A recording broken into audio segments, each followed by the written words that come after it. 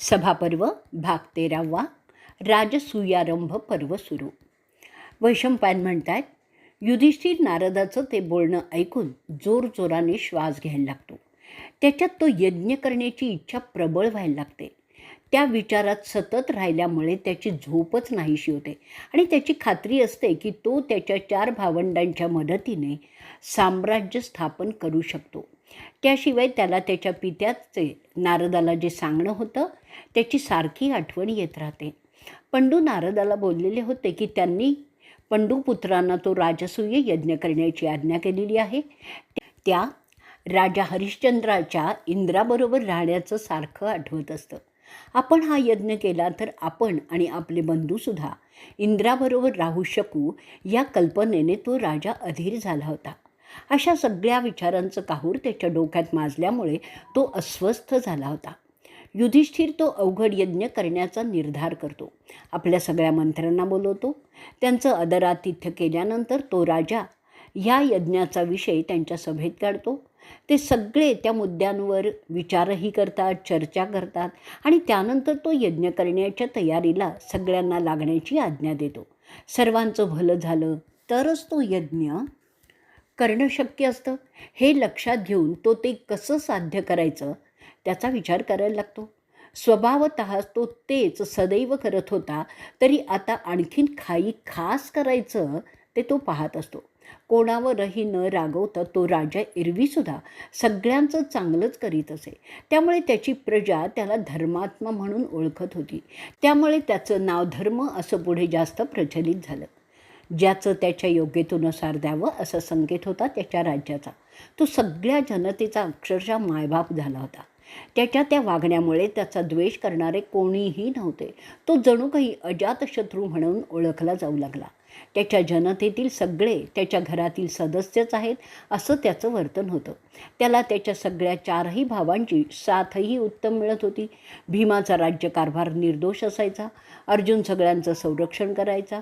सहदेव आणि नकुल लोकांच्याकडे न्यायाने वागत असत. त्यामुळे व्यापार, शेती, सावकारी, कारखाने असे सगळे विनाक्लेश प्रगती करत होते. राजाबरोबर प्रजासुद्धा समृद्धच होत होती आणि त्या सर्वांना कुंतीचा आधार होता. त्यांची पत्नी त्यांना प्रेमाने सांभाळतही होती. जो तो आपापलं काम, कर्तव्य चोख बजावत होता. 4ही वर्णाचे लोक आणि त्यांचे प्राणी संतुष्ट राहत होते. त्याचा परिणाम स्वरूप ऋतूसुद्धा सगळ्या वेळच्या वेळी येऊन निसर्ग समृद्ध करत होते. राज्यातील लहान मोठ्या देवता संतुष्ट झाल्या होत्या. कोणीही कोणावरही अन्याय करू शकत नव्हता, कारण तशी वेळच येत नव्हती. लहान मोठे मतभेद सामोपचाराने सुटत होते. मद आणि मत्सर त्यांच्या राज्यातून पार नाहीसे झालेले होते. त्याच्या राज्यात चोर, लुटारू, भामटे, व्यसनी, जुगारडे, खोटे बोलणारे राहिलेच नाहीत. वशिलेबाजी नाही, भ्रष्टाचार, पळवापळवी, विश्वासघात हे तर होतच नव्हतं. त्याचं राज्य राजसूय यज्ञाच्या दृष्टीने योग्य होत होतं. ब्रह्मराक्षसांना कुठलीही उणीव त्यात शोधूनसुद्धा मिळत नव्हती. ते पांडव एकामागून एक अशी राज्ये पादाक्रांत करीत होती आणि ज्या राज्यात त्यांचं राज्य प्रस्थापित होत होतं तिथे तशीच परिस्थिती ते बनवत होते. त्यामुळे आजूबाजूच्या राज्यांना किंवा राजांनासुद्धा युधिष्ठिराचं राज्य यावं असंच वाटत होतं.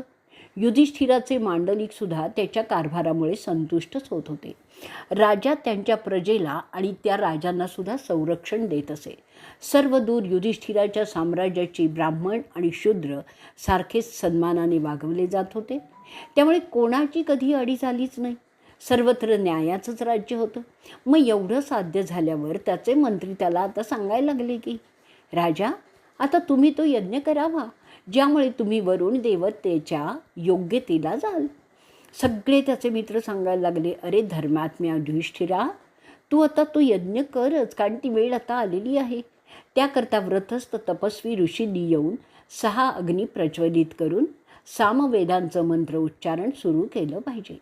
तुझ्या क्षात्रधर्माच्या उन्नतीसाठी जेव्हा तो राजा राजसूय यज्ञाचा यजमान त्यानंतर त्याच्या सिंहासनावर विराजमान होतो तेव्हा त्याला त्या अग्निहोत्रांचे सगळे फायदे प्राप्त होतात. त्यासाठी त्याला विश्वजित असं अभिधान प्राप्त होतं. हे राजा, आम्ही सगळे तुझ्या सहज आहोत आणि लवकरच तू तो यज्ञ सुरू करशील असं आम्ही समजतो. म्हणून जेवढं त्वरित होईल तेवढं हा यज्ञ आरंभ करावा असं त्यांचे सगळे मित्र सहकारी युधिष्ठिराला आग्रह करू लागतात. ते त्याच्या हितचिंतकांचं बोलणं राजाने मनातल्या मनात स्वीकारलं, परंतु तो आणखीन काही गोष्टींची प्रतीक्षा करत होता. राजाला त्याच्या राजकुरूची त्यासाठी मान्यता हवी होती. त्याशिवाय इतर ऋद्विज, द्वैपायन अशा मान्यवरांची त्यासाठी परवानगी त्याला त्यांच्या स्वखुशीने मिळणं आवश्यक होतं. युधिष्ठिर त्यांना सगळ्या त्याच्या हितचिंतकांना म्हणतो, केवळ तुमच्या आणि माझ्या इच्छेने असा यज्ञ आरंभ करणं कसं उचित होईल? त्यासाठी विधात्याच्या मर्जीचा सुद्धा विचार काय आहे हे पाहणं मला आवश्यक वाटते. ते सर्वज्ञ जाणतात की ब्रह्मराक्षस कुठे दबा धरून बसलेले आहेत त्या यज्ञाला बाधा करण्यासाठी, आणि ते सगळे निर्दोष आहेत असं स्पष्ट झालं तरच आपण सगळे हा राजसूय यज्ञ करण्यास प्रारंभ करणं श्रेयस्कर ठरेल. केवळ मी त्या यज्ञासाठी योग्य असून तेवढं पुरेसं नाही आहे. त्याच्या त्या विनम्रतेचं सगळे ऋद्विज आणि ऋषी कौतुकच करतात. युधिष्ठिर त्याच्या इतर बाबींचा सुद्धा विचार करत असतो.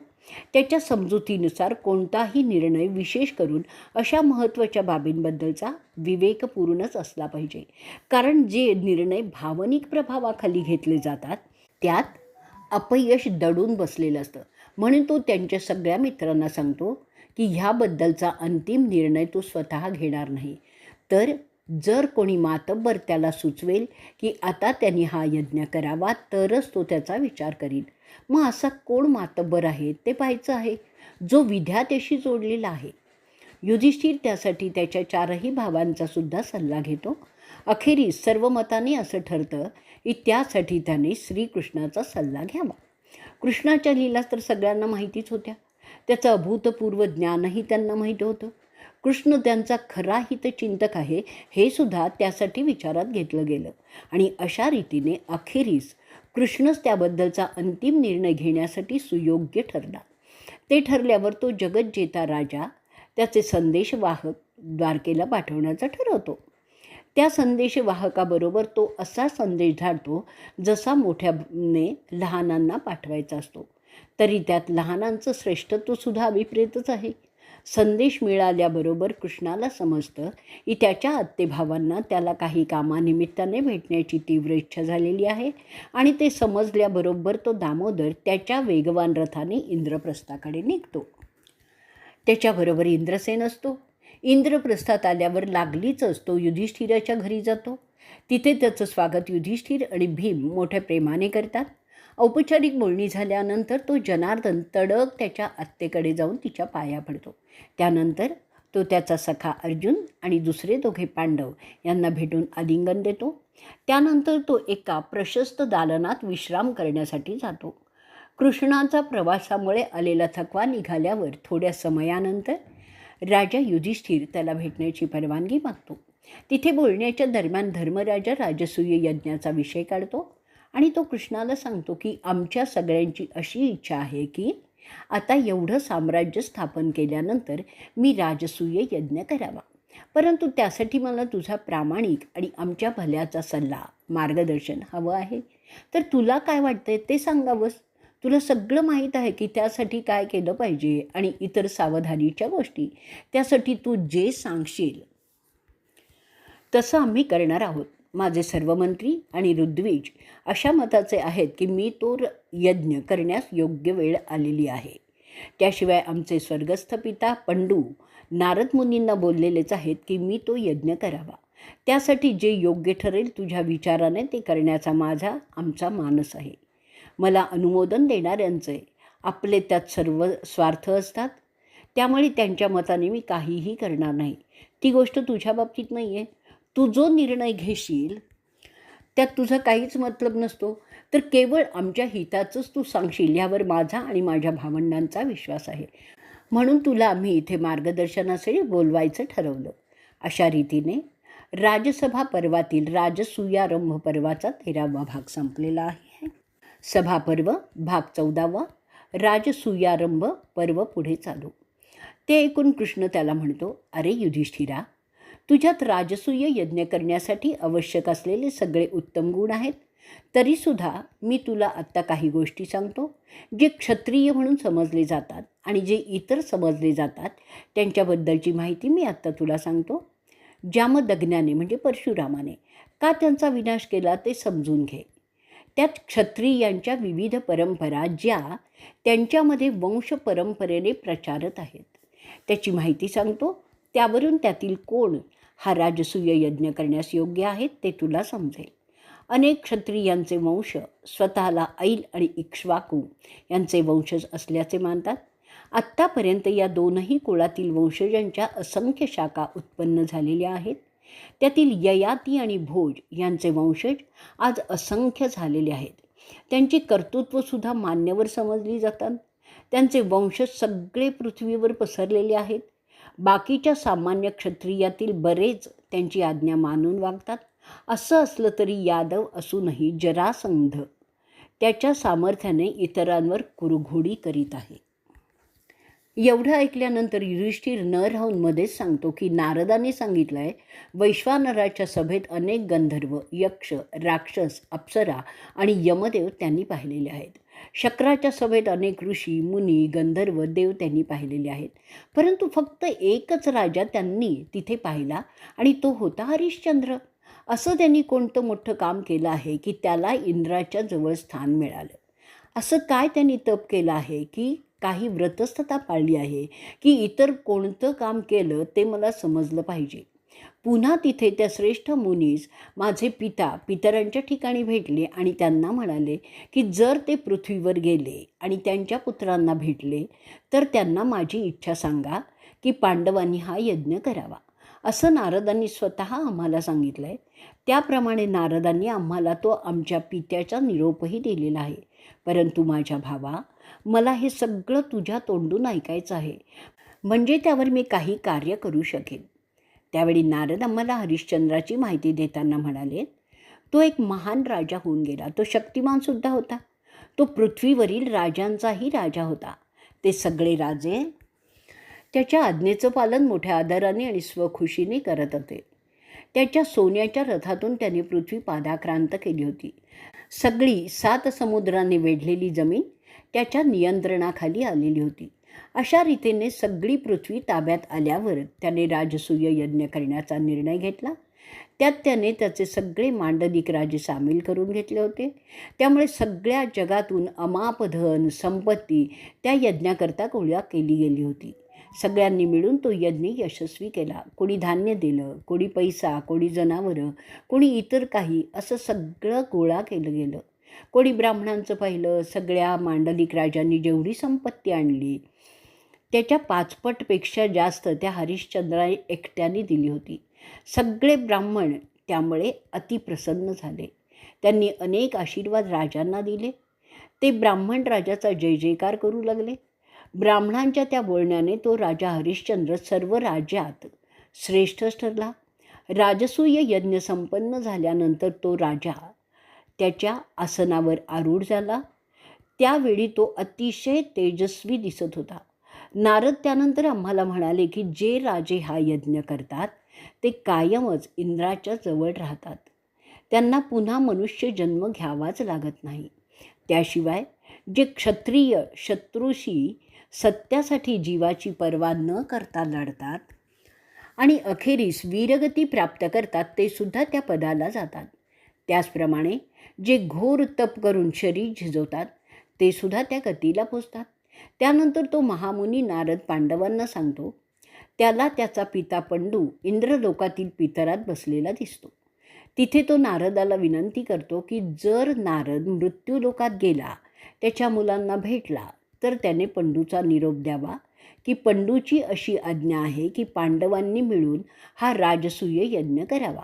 म्हणजे पंडूला त्यांच्याबरोबर हरिश्चंद्राप्रमाणे इंद्राच्या जवळ स्थान प्राप्त होईल आणि तो अनंत काळ कायम इंद्राकडे सुखात राहील. त्यावर नारद त्याला आश्वासन देतो की तो त्याची निरोपवजा आज्ञा त्यांच्या मुलापर्यंत पोचवेल. एवढं सांगून झाल्यानंतर युधिष्ठिर कृष्णाला पुढे सांगतो, परंतु अशा यज्ञात तो करताना अनेक बाधा उभ्या राहतात. ब्रह्मराक्षस, प्रजातीतील राक्षस इंद्राच्या आदेशानुसार त्यात अनेकविध व्यत्यय उपस्थित करतात. जसा हा यज्ञ सुरू होतो तसे ते ब्रह्मराक्षस त्यात कुठे उणीवा आहेत का ते हुडकून काढून तो यज्ञ थांबवतात. बऱ्याच वेळा एखादं मोठं विघ्न युद्धाच्या रूपाने उभंही राहतं. अशा मोठ्या लढाईमुळे जगाचा नाशसुद्धा होण्याची शक्यता उत्पन्न असते. राज्यातील चारही वर्णाचे लोक पूर्णतः संतुष्ट असावे लागतात. एक जरी शूद्र असमाधानी आढळला तरीही तो यज्ञ पूर्ण होऊ शकत नाही. एवढं सांगून युधिष्ठिर पुढे कृष्णाला म्हणतोय, अरे मित्रा, तू तर सगळं जाणतोसच. ज्याच्या मदतीने असा यज्ञ साध्य करता येईल असा यज्ञ तोच साध्य करतो जो सगळ्यात बलवान आहे, ज्याच्या राज्यात कोणीही दुःखी नाही, जो राजाधिराज आहे. माझे कारभारी आग्रह करतायत की मी हा यज्ञ करून आमच्या पित्याची इच्छा पूर्ण करावी आणि पितृऋणातून मुक्त व्हावं. तेव्हा आता तू मला सांग मी काय करावं, कारण अशा बाबत मी तुझा शब्द प्रमाण मानतो. माझ्या लक्षात आलेलं आहे की माझ्या बऱ्याच कारभाऱ्यांना ह्यातील अडचणी दिसत नाहीत आणि ते बहुधा भावनिक बुद्धीने अनुमती देत आहेत. काही दुसरे त्यांचा मतलब पाहून त्यासाठी अनुमती देत आहेत. कोणीही निरपेक्ष बुद्धीने त्याबद्दल बोलतच नाही आहे. पण तू तसा नाही आहेस. तू सर्व वासनांवर काबू पावलेला आहेस आणि म्हणून तुझं मत मला फार मोलाचं वाटतं. तरी मी अशा परिस्थितीत काय करावे ते सांग, ज्या कारणाने जगाचंही भलं होईल. ते शांतपणे ऐकल्यावर तो कृष्ण पुन्हा क्षत्रियांच्याबद्दल पुढे काय ते सांगण्यास सुरुवात करतो. अरे कुरुवंशाच्या राजा, जर तुला हा यज्ञ करायचा असेल तर तुला कोणाला नष्ट करावे लागेल हे प्रथम ध्यानात घे. त्यासाठी मी काय सांगतो ते तुम्ही सगळे पांडव नीट ऐका. असं बोलून कृष्ण सांगायला लागतो. मगध देशाचा राजा जरासंध सर्व शक्तिमान झाल्यावर त्याला दुर्बुद्धी सुचते. हे तुला माहीत असेल की जो राजा सर्व राजात श्रेष्ठ होतो त्याच्याभोवती सगळ्या गोष्टी फिरायला लागतात. अशा राजाला सम्राट अशी उपाधी प्राप्त होती. अशा परिस्थितीत शिशुपाल राजाने स्वतःला जरासंधाचा प्रमुख सेनापती करून घेतलेलं होतं. शिशुपाल तसा फार मोठा सेनानी होता. जरासंधाच्या इतर क्षत्रिय सहकाऱ्यांची नावं अशी आहेत. कुरश देशाचा राजा वक हा मायावी विद्येचा उपयोग करून शत्रूचा निःपात करत असे. तो जरासंधाचा स्वतःला शिष्य समजत असे. त्याशिवाय दोन आणखीन होते, त्यांची नावं अशी आहेत, हंस आणि डिंबक. ते थोर ज्ञानी आणि गुणवान होते. त्यांना जरासंधाने आश्रय दिलेला होता. त्याशिवाय दंतवक्र, करुष, करव, मेघावहन जरासंधाचे बलाढ्य सेवक होते. यवनांचा राजा, ज्याच्या कपाळावर एक अमूल्य हिरा नेहमी चमकत असायचा, तो होता. त्याने अमर्याद ताकद असलेल्या मुरू आणि नरकाला पराभूत केलं होतं. भागदत्त राजा, ज्याचं राज्य सगळ्या पश्चिमेकडील प्रदेशात पसरलेलं होतं आणि जो तुझ्या पित्याचा चांगला मित्र होता. असे बरेच जण जरासंधापुढे नाक घासत होते. बोलण्याने आणि कामाने सुद्धा तो तुझा मित्रच आहे. त्याचं तुझ्यावर बापासारखं प्रेम आहे. तुमचा मामा, ज्याचं राज्य पश्चिमेपासून दक्षिणेपर्यंत पसरलेलं आहे असा, त्याचं नाव पुरुजित आहे. तो कुंती घराण्याचा मोठा योद्धा आहे, ज्याने सगळ्या शत्रूंचा नाश केलेला आहे. तो छेडी, जो स्वतःला दैवी पुरुष म्हणून सांगत असतो, तो त्यामुळे तसाच ओळखला जात असे. त्याशिवाय ते वंगचे राजे, पंड्रूचे राजे, किरीताचे राजे, ज्यांना क्रमाने पौंड्र आणि वासुदेव म्हणून ओळखतात, हे सुद्धा जरासंधाच्या बाजूलाच आहेत. एवढंच नाही तर तो थोर राजा भीष्मक, भोज घराण्यातील श्रेष्ठ, जो प्रत्यक्ष इंद्राचा स्नेही आहे, ज्याचं साम्राज्य चौथ्या जगात पसरलेलं आहे, ज्याने पांड्य आणि क्रथ म्हणजे कौशिक यांना हरवलेलं आहे, ज्याचा बंधू शूर अकृत, जो परशुरामासारखा होता, तो सुद्धा जरासंधाला घाबरतो आहे. त्या जरासंधाचे आपण सगळे आप्त आहोत, त्यामुळे त्याची सेवा करीत आहोत.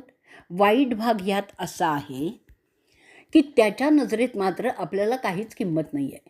तो असुरी संपदेने भ्रष्ट झालेला आहे. अरे युधिष्ठिरा, त्या जरासंधाला घाबरून भोजांच्या 18 टोळ्या पश्चिमेकडे गेल्या. त्याचप्रमाणे सूरसेन, भद्रक, बुध, शल्व, पतच्छलरस, सुस्थल, मुकुट, कुलिंदास आणि कुंती असे बरेच त्याच्या दुष्टाईने वैतागलेले होते. सलवयन टोळ्या, पांचाळ, पूर्वीकडील कोसल म्हणजे काशी असे सगळेच त्याच्या जाचाने त्रस्त झालेले आहेत आणि ते सगळे कुंतीच्या ठिकाणी गेलेले आहेत. तसेच मत्स्य, संन्यस्तपद जरासंधाला वैतागून उत्तरेकडील आपला प्रदेश सोडून दक्षिणेकडे गेलेले आहेत.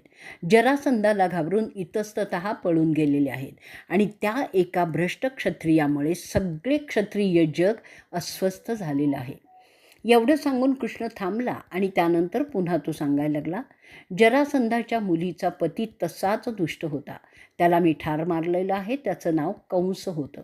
त्यांनी स्वतः यादव असूनही यादवांचा संहार केला. त्यांनी त्याच्या मस्तीत जरासंधाच्या 2 कन्यांशी लग्न केलं होतं. त्यांचं नाव अस्ती आणि प्राप्ती. जरासंधाचा मुलगा सहदेव होता. अशा नात्यामुळे कंसाची ताकद वाढली होती. आपल्याच आप्तांचा नाश करून तो सामर्थ्यवान झाला. त्याच्या त्या कर्मामुळे त्याला मोठी कुप्रसिद्धी मिळाली.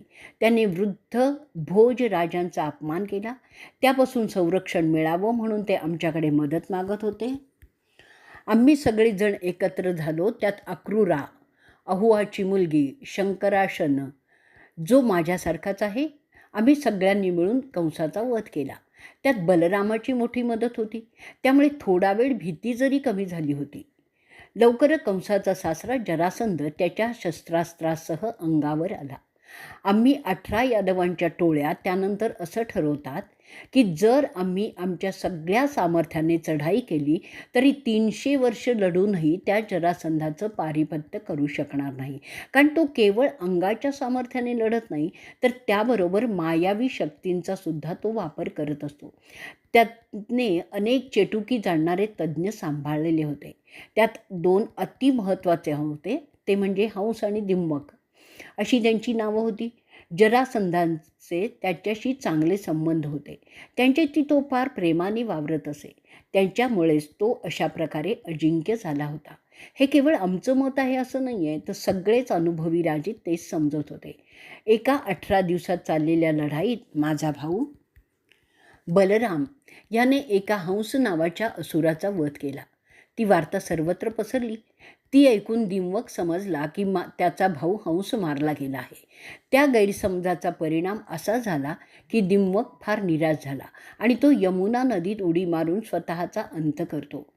त्याचा हंस मेलेला नव्हता, परंतु जेव्हा त्याला समजतं की त्याचा जीवलगा दिमकाने आत्महत्या केली तेव्हा तो फार निराश होतो आणि त्या नैराश्याच्या अवस्थेत तो सुद्धा यमुना नदीच्या पात्रात स्वतःला झोकून देतो आणि त्याचासुद्धा मृत्यू होतो. शेवटी सगळ्याच गोष्टींचा अंत होत असतो, हेही खरंच आहे. अरे युधिष्ठिरा, ते समजल्यावर जरासंध समजतो की आता त्याची ताकद संपलेली आहे आणि तो निराश मनाने त्याच्या मगधातील राजधानीकडे परत जातो. त्यानंतर आम्ही सगळे मोठ्या आनंदात मथुरेत राहू लागतो. परंतु आमचं दुर्दैव काही संपलेलं नव्हतं. कारण हंसाची पत्नी, जी जरासंधाची एक मुलगी होती, त्याला आग्रह करू लागली की तिच्या पतीच्या मृत्यूला जबाबदार असणाऱ्यांना त्यांनी धडा चांगला शिकवायला हवा. जेव्हा ती वार्ता आम्हाला समजली तेव्हा आमची चिंता वाढली आणि आणखीन हत्या नको म्हणून आम्ही सगळे नातेवाईक मथुरा सोडून लांब पश्चिमेकडील द्वारकेला राहण्यासाठी गेलो. जाताना आम्ही आमची अफाट संपत्ती विभागून लहान भागात केली, म्हणजे ती घेऊन जाणं सोपं व्हावं. तिथे एक प्रसन्न करणारे नगर आहे आणि त्याचं नाव आहे कुशस्थली. त्याच्या बाजूला मोठा पर्वत रैवत नावाचा आहे. त्या ठिकाणी आम्ही आमचं बस्थान बसवलं. तिथे आम्ही फार एक मजबूत असा किल्ला बांधला. इतका मजबूत होता की तो देवांनासुद्धा जिंकता येऊ नये. तो असा बांधला की त्याच्या तटा आडून बायकासुद्धा लढू शकतील. सध्या आम्ही सगळे तिथेच राहत असतो. एवढं झाल्यावर ते मधूचे वंशज स्वतःला चांगले सुरक्षित समजू लागले, कारण त्यांच्याकडे येण्यासाठी जरासंधाला प्रथम तो विशाल रैवत पर्वत पार करावा लागणार होता. त्यानंतर आमचा दुर्दम्य किल्ला अशा व्यवस्थेने आम्हाला सुरक्षित केलेलं होतं. तरीसुद्धा त्या जरासंधाची भीती एवढी झाली होती की आमच्यातील काही त्याही पुढे गोमंतच्या पर्वतीकडे राहण्यास गेले. त्या गोमंताची लांबी 3 योजनं होती. त्याच्या प्रत्येक योजना अंतरावर आम्ही सैनिक पहारे बसवले होते. त्याशिवाय मध्ये अनेक खिंडी, कमानी बसवलेल्या होत्या. त्या प्रत्येक ठिकाणी शूर योद्धे पहारा देत असत, कोणालाही हार न मानणारे असे यादव कुळातील शूर क्षत्रिय तिथे पहारा देत होते. आमचेच कुलीन असे 18,000 त्यात होते. अहूतचे 100 मुलगे होते. त्यातील प्रत्येक देवासारखा शक्तिमान आणि धाडसीच होता. चारुदेसन, त्याचा भाऊ चक्रदेव, सत्यकी, मी स्वतः, रोहिणीचा मुलगा बलराम, माझा मुलगा संब, जो माझ्या इतकाच प्रबळ आहे, आणि अतिरथ, असे सगळे 7 एकत्र आलो. त्याशिवाय आणखीन काही होते. त्यांची नावं अशी आहे: कृतवर्मन, ध्रिष्टी, समिग, समितिंजय, कंक, संकू आणि कुंती.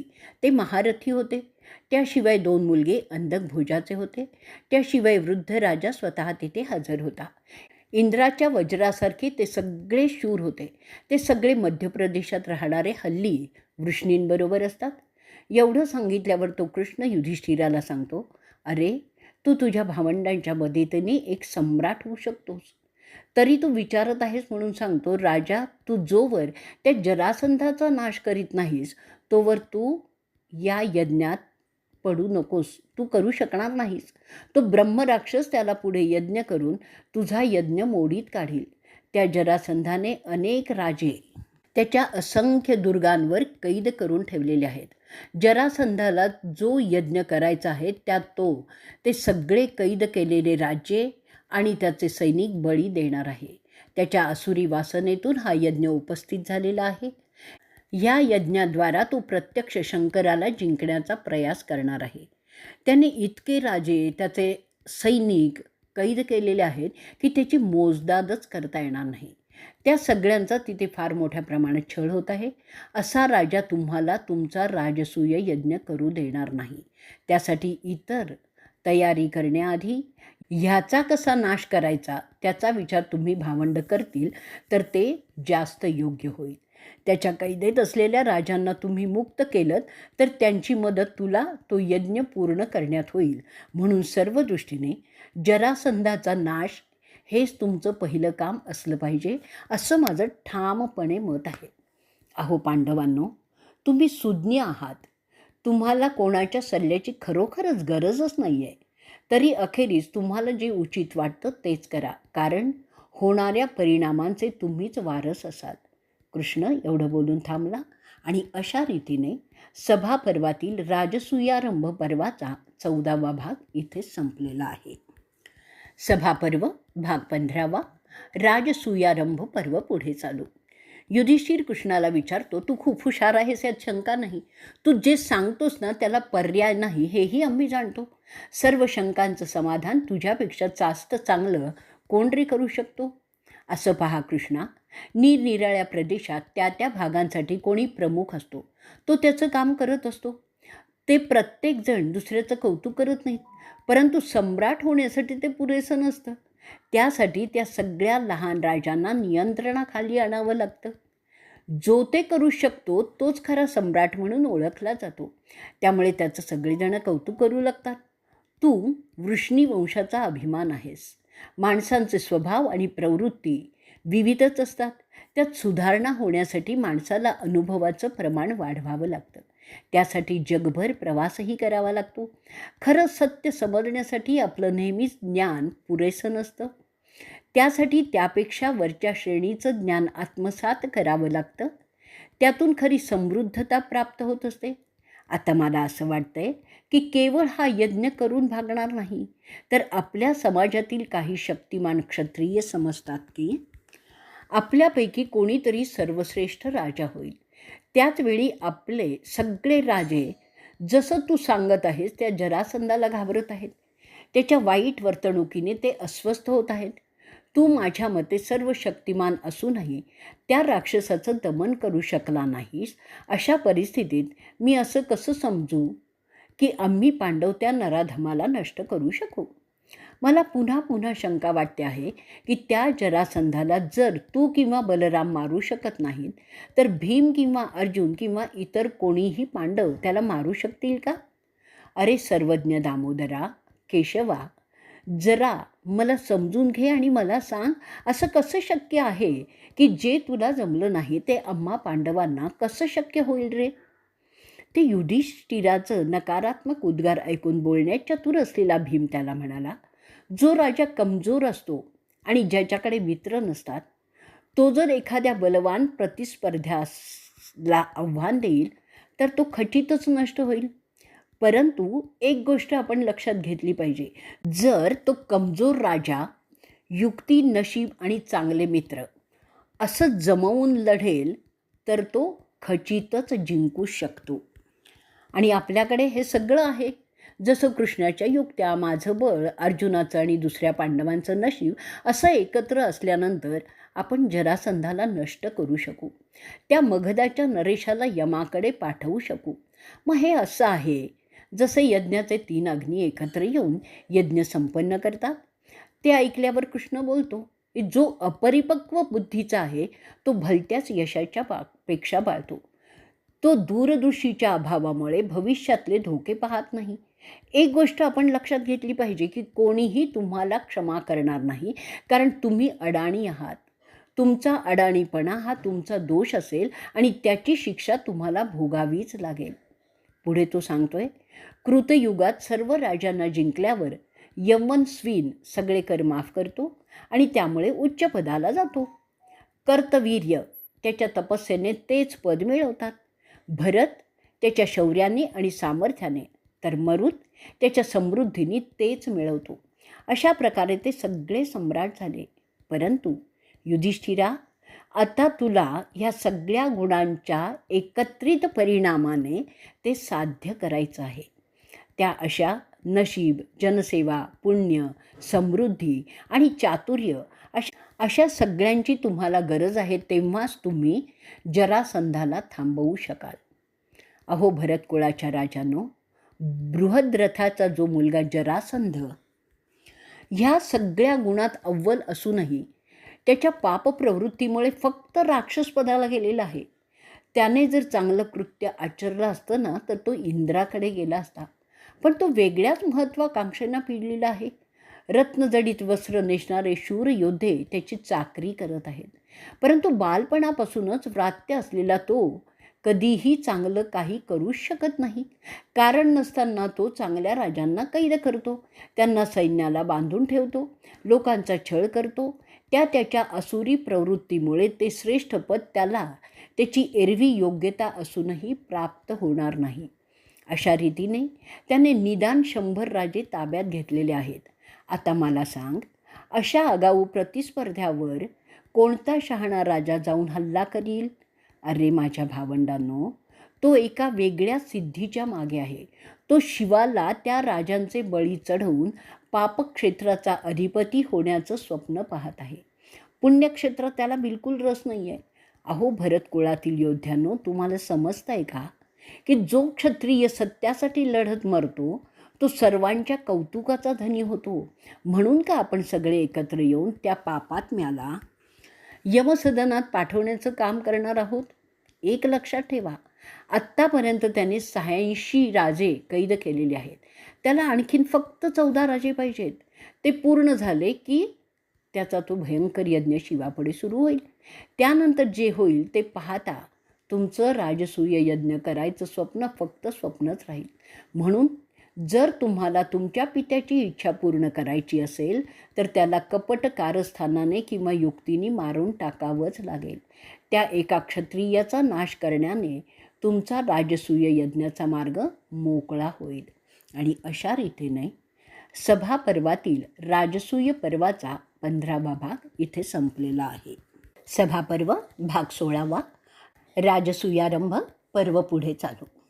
हे ऐकल्यानंतर युधिष्ठिर म्हणतो, अरे कृष्णा, केवळ धाडस करून स्वार्थी प्रवृत्तीने आपले महत्त्व वाढवण्यासाठी लढून त्याला कसं मारता येईल? माझे 2 भाऊ भीम आणि अर्जुन माझे 2 हात आणि डोळे आहेत. जर त्यांचं काही बरं वाईट झालं तर मी कसा जगू शकेन रे?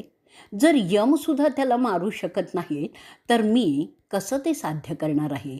त्याचा कशा प्रकारे नाश करायचा, त्याचा निःसंशय मार्ग उपलब्ध असेल तरच ते करण्यात तथ्य आहे, एरवी नाही. तो एक खरं तर मूर्खपणा नाही का ठरणार रे? म्हणून माझ्या मते हा राजसूय यज्ञाचा प्रस्ताव तूर्तास रद्द करावा, कारण त्यातच सगळ्यांचं भलं आहे असं मला वाटतंय. खरं सांगायचं म्हणजे त्यामुळे आज माझं हृदय खिन्न झालेलं आहे. वैशंपायन सांगतायत. त्या युधिष्ठिराच्या नकारात्मक बोलण्याने अस्वस्थ झालेला अर्जुन म्हणतो, मी ही जी विलक्षण सामर्थ्य असलेली विविध आयुधं मिळवलेली आहेत त्यांचा केव्हा उपयोग होणार आहे? तो न संपणारा भाता, ते त्यातील विलक्षण बाण, तो जादुई रथ, त्यावरील अजिंक्यत्व देणारा ध्वज, हे सगळं कशासाठी आहे? आपल्याला मायासुराची साथ आहे, त्याचा केव्हा उपयोग होणार? ते बोलल्यानंतर तो युधिष्ठिराला सांगतो, मी जे हे मिळवले ना ते ह्यावेळी कामास येणार आहे. या सगळ्या अजब गोष्टी मिळवणं तितकंच अशक्यप्राय होतं, तरी ते आम्ही मिळवलं त्याचा अपमान करू नये. तरीसुद्धा मी एक गोष्ट तुमची मान्य करतो की विद्वान मंडळी उच्चतेची नेहमी वाहवा करतात. सामर्थ्याच्या शिवाय काहीही करणं शक्य होणार नाही. अशा उच्च कुळात जन्मून जर आम्ही कर्तृत्व गाजवू शकलो नाही तर तर त्या शक्तीचा काय उपयोग आहे?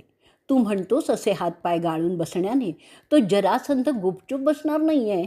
तो आपल्यावर त्याचे 100 राजे पूर्ण करण्यासाठी चालून येणार. त्याआधी आपण त्याच्यावर चालून जाणं जास्त श्रेयस्कर आहे असं मला तरी वाटतंय. एका क्षत्रियाला शोभेल अशी वाणी आपण बोलली पाहिजे असं मला सांगायचं आहे. शत्रूचा निःपात करणं हे खऱ्या क्षत्रियाचं काम आहे. त्याला घाबरून कसं चालेल? मी समजतो की आपल्या धाडसाच्या जोरावर चालून जाताना निष्काळजी राहणं उचित नाही, पण त्यासाठी सर्वस्व सोडून देणं कितपत क्षत्रिय धर्मात बसतं रे? आपलं नशीब आपल्याला साथ देणारच नाही असं समजणं कितपत योग्य होईल? आपण जाणतो की बऱ्याच वेळा निष्काळजीपणामुळे मोठे मोठे रथी महारथी बाद झालेले आहेत, पण आपण सर्व खबरदाऱ्या बाळगून त्यांच्यावर हल्ला केला तर यश आपलंच होणार आहे. त्यात आपल्या आईला कुंतीला द्वैपायनाने जो आशीर्वाद दिलेला आहे त्याप्रमाणे जर सर्व गोष्टी घडणार असतील तर जरासंधाचा मृत्यू भीमाच्या हातून निश्चितपणे होणार आहे असं मी सांगू इच्छितो. त्याप्रमाणे त्या राक्षसाचा नाश करून जसं दामोदर सांगतो आहे त्याप्रमाणे आपण त्या अभागी राजांची सुटका करून हा राजसूय यज्ञ संपन्न करावा असं मला वाटतंय. युधिष्ठिराच्या एकाच्या कमकुवतीसाठी सगळ्यांनी पिछेहाट करणं कितपत योग्य होईल?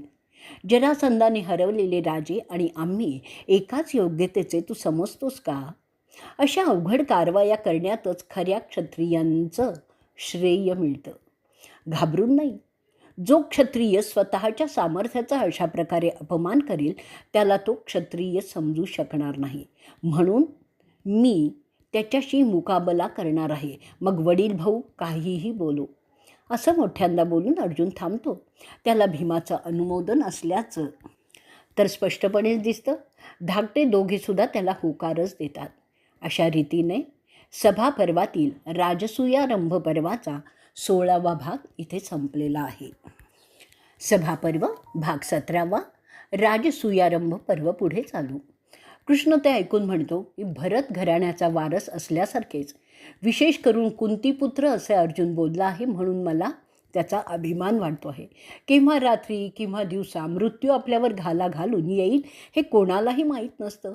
तसंच कोणी सांगत नाही की अमरत्व एखाद्याला प्राप्त होईल केवळ युद्धाला घाबरून. म्हणून पवित्र नियमानुसार पापी शत्रूवर हल्ला करणं हे खऱ्या कुलीन क्षत्रियाचं आद्य कर्तव्य समजलं जातं. त्यामुळे निदान त्या शूराला मनाची शांती मिळते की त्याने त्याचं क्षात्र कर्तव्य व्यवस्थितपणे पार पाडलेलं आहे. तो केवळ नशिबाला दोष देत बसणार नाही आहे, परंतु अशा इसमाचं भविष्य उज्ज्वलच होतं. योग्य प्रकारची मदत आणि दैवाची साथ मिळाली की तो यशाचा मानकरीच होतो. परंतु जेव्हा दोनही बाजू तुल्यबळ असतील तर कोणी एक जिंकतो, कारण दोघं जिंकू शकत नाहीत म्हणून. जर चुकीचं धोरण आखलं तर मात्र दैव बलवत्तर असलं तरी हार पदरी पडण्याची भीती असते. दोघांचं धोरण आणि दैव सारखंच असेल तरी कोणी एक जिंकू शकत नाही. मग अशावेळी समझोता करावाच लागतो. शत्रूचे दोष आणि कमतरता पारखून जर आपण योग्य प्रकारे त्याच्यावर चाल केली तर आपण जिंकण्याची जास्त शक्यता आहे. शहाणी माणसं कधीही बलाढ्य शत्रूवर उघडपणे हल्ला करत नाहीत. गनिमी कावा हेच धोरण असावं लागतं. गनिमी काव्याने वार केला तर आपल्याला नामुष्कीसुद्धा येणार नाही. आणखीन एक मुद्दा असा आहे की त्याला मारलं तर आपण आपल्या पूर्वजांचे ऋण फेडल्यासारखं होईल, आणि जर आपण मारलं गेलो तर सच्चा क्षत्रियासारखा लढलो म्हणून आपली स्वर्गात जागा निश्चित असेल, असे माझे तरी विचार आहेत. एवढं सांगून दामोदर बोलण्याचं थांबवतो. युधिष्ठिर कृष्णाकडे प्रश्नार्थक दृष्टीने पाहत त्याला विचारतो, अरे जनार्दना, तू खूप चतुर आहेस, म्हणून मला एक शंका आहे, ती मी विचारतो. मला सांग, हा जरासंध कोण आहे की तू त्याच्यावर एवढा नाराज आहेस? तुझ्यासारख्याला तो खरं तर एखाद्या चिलट्याप्रमाणे असला पाहिजे. तो तुझ्या तेजाने चटकन करपून जाईल. मग असं काय आहे त्याच्यात की त्याला मारण्यात तुला एवढा त्रास होत आहे की तू आम्हाला मध्ये घालतोयस? जरासंध कोण आहे, त्याची ताकद कशात आहे? एवढा त्रास दिला तरी मी का नाही त्याला ठार मारलं जसं कंसाला मारलं? आणि मला का तुम्हाला मध्ये घ्यावं लागत आहे ते मी सगळं तुला सांगतो. आणि कृष्ण सांगायला सुरुवात करतो.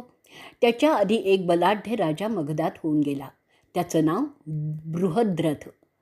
युद्धात तो कधीही हरायचा नाही. त्याच्याकडे 3 अक्षौहिणी एवढं सैन्य होतं. तो देखणा राजा. त्याने केलेल्या अनेक यज्ञांच्या खुणा त्याच्या अंगावर दिसत होत्या. असा तो दुसरा इंद्रच वाटत होता.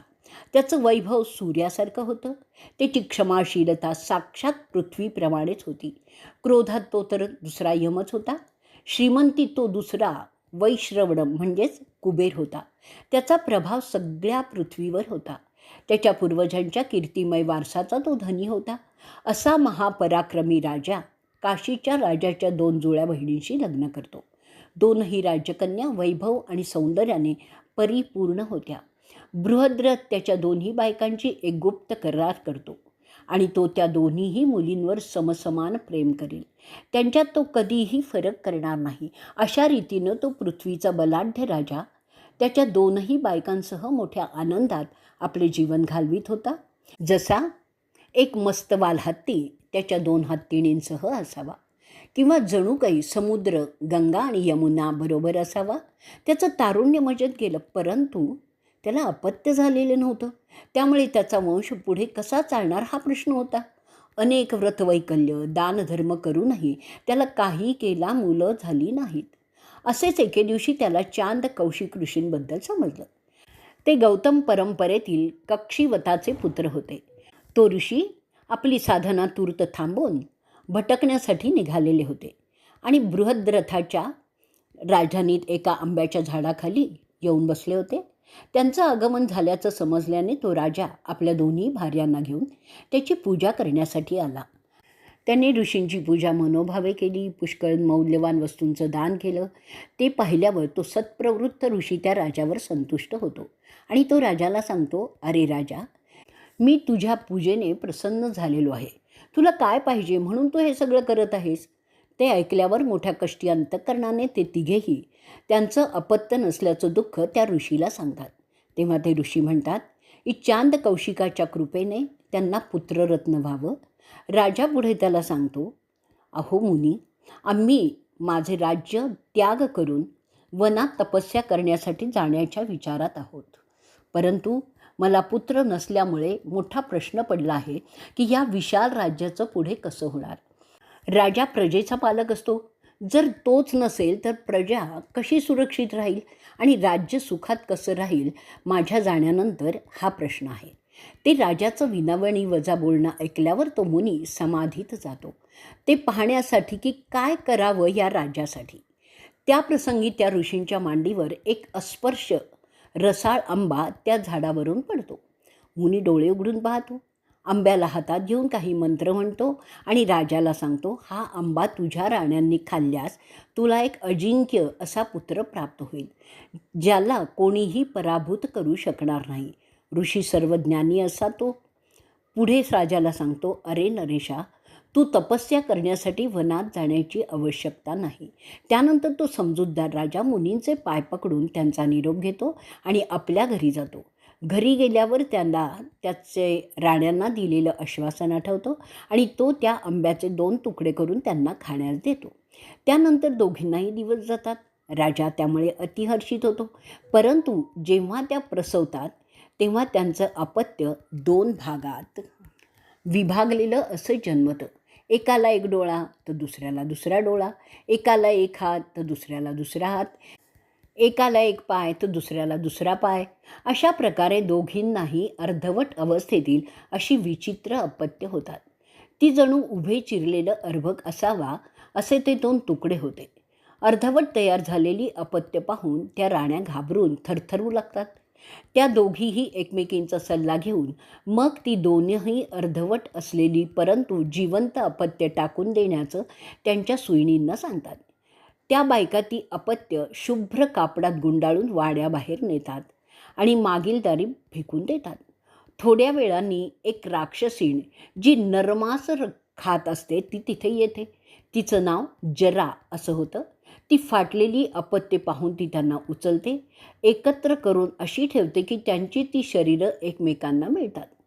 त्याबरोबर ती दोन शकलं एकमेकांना चिकटतात आणि त्यापासून एक पूर्ण शरीर असलेलं मूल तयार होतं.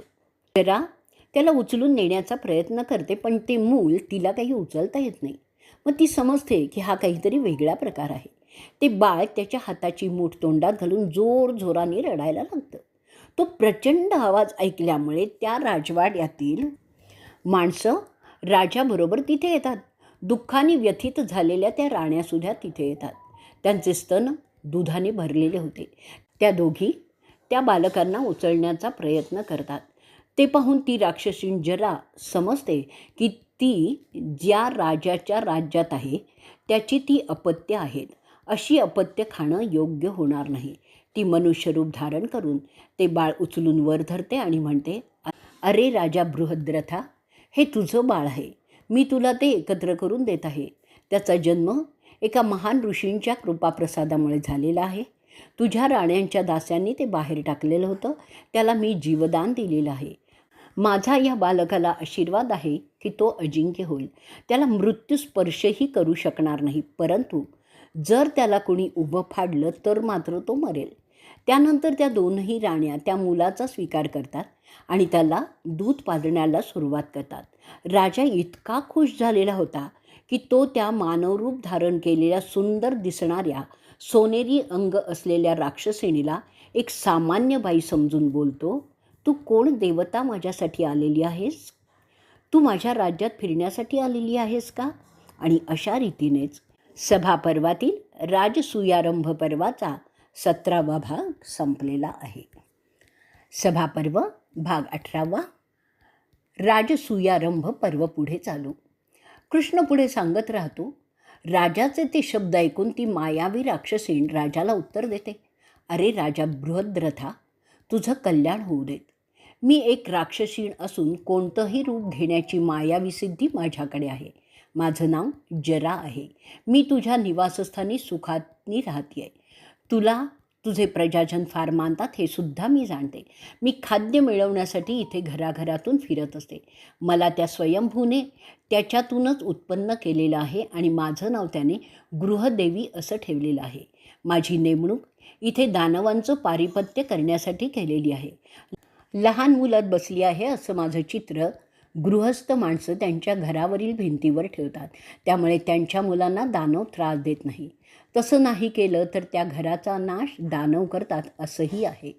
तू सुद्धा तुझ्या मुलांच्या भल्यासाठी तसं एक चित्र भिंतीवर टांगावंस. त्यामुळे मी तुझ्या पुत्राचं संरक्षण करू शकेन. माझी पूजा सुगंधी फुलांनी करत जा. जर तू तसं केलंस तर त्याच्या बदल्यात मी तुझे वेळोवेळी काहीतरी चांगलंच करत जाईन. दैवयोगाने मला तुझ्या मुलांचे 2 तुकडे मिळाले, ते मी जोडले आणि त्याचा खऱ्या अर्थाने जन्म झाला माझ्यामुळे. असं झालं कारण तुझं भाग्य बलवत्तर आहे. मी केवळ कारण मात्र होते. मी मनात आणलं तर मेरू पर्वतसुद्धा गिळून टाकू शकते. मग या लहान बाळाचं काय? परंतु तुझ्या घरात माझी पूजा होत आहे, त्यामुळे ते बाळ मी तुला परत केलेलं आहे. माझा ह्या तुझ्या मुलाला एक वर आहे की जोवर त्याची उभी 2 शकलं एकत्र आहेत तोवर तो मरणार नाही. कृष्ण पुढे सांगतो. असं सांगून ती राक्षसीण जरा अंतर्धान पावली. त्यानंतर तो राजा आपल्या गृही गेला. मुलाच्या जन्माचे सगळे विधी त्याने संपन्न केले. त्या राजपुत्राच्या जन्मानिमित्त तो एक मोठा सोहळा त्याच्या राज्यात आयोजित करतो.